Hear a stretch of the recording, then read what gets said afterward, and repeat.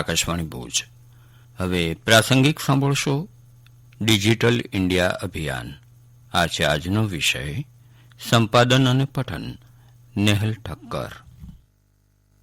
ગાંધીનગરના મહાત્મા મંદિર ખાતે આયોજિત ડિજિટલ ઇન્ડિયા વીક 2022ના પ્રારંભે પ્રધાનમંત્રી નરેન્દ્ર મોદીએ વિવિધ ડિજિટલ પહેલ જેવી કે India stack global, my scheme, Meri Pehchaan, digital India Bhashini, digital India genesis, chips to startup programme તથા કેટાલાઇઝિંગ ન્યૂ ઇન્ડિયા સ્ટેકેડની ઈ બુકનો શુભારંભ કર્યો હતો.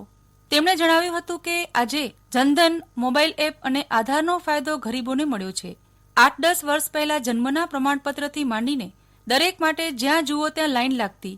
હવે બધું ઓનલાઈન થયું છે, તેથી લાઈનોમાંથી મુક્તિ મળી છે. બધું આંગળીના ટેરવા પર આવી રહ્યું છે. ડિજિટલ ઇન્ડિયાને કારણે ભ્રષ્ટાચાર પર લગામ લાગી ગયું છે. ગુજરાત ડિજિટલ ઇન્ડિયા કાર્યક્રમમાં પથદર્શકની ભૂમિકા નિભાવી રહ્યું છે. આ ડિજિટલ ઇન્ડિયા અઠવાડિયામાં દેશને ડિજિટલી સશક્ત સમાજ અને જ્ઞાન અર્થતંત્રમાં પરિવર્તિત કરવા માટે નૂતન ભારતમાં ટેકનોલોજીના દસકા ટેકેડની ભૂમિકા વિષય પર ખાસ ભાર મૂકવામાં આવ્યો છે. પ્રધાનમંત્રીએ કહ્યું કે ડિજિટલ ઇન્ડિયાએ 21મી સદીમાં જન્મેલા લોકો માટે જીવન એટલું સરળ બનાવી દીધું છે કે ઓનલાઈનના કારણે હવે લાંબી લાઈનોમાં ઊભું રહેવું પડતું નથી. आज कुछ पलों में हो जाते हैं. साथियों, आज डिजिटल गवर्नेंस का एक बेहतरीन इंफ्रास्ट्रक्चर भारत में है.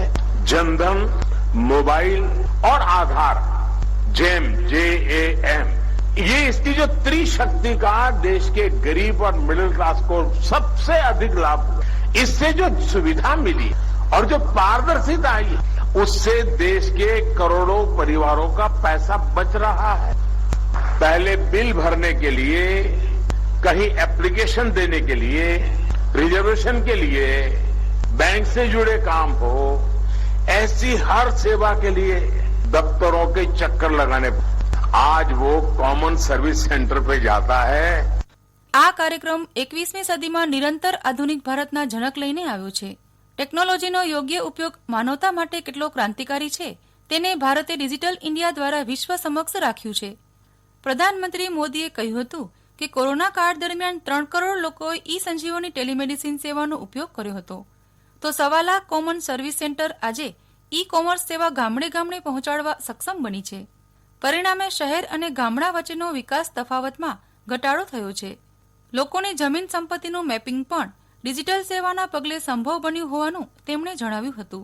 पीएम स्वामित्व योजना, शायद शहर के बहुत कम लोगों का इस पर ध्यान गया है. पहली बार शहरों की तरह गांव के घरों का मैपिंग और डिजिटल लीगल डॉक्यूमेंट ग्रामीणों को देने का काम चल रहा है. ड्रोन गांव के अंदर जाकर के हर घर का ऊपर से मैपिंग करता है, मैप बनाता है, वो कन्विंस होता है, उसको सर्टिफिकेट मिलता है.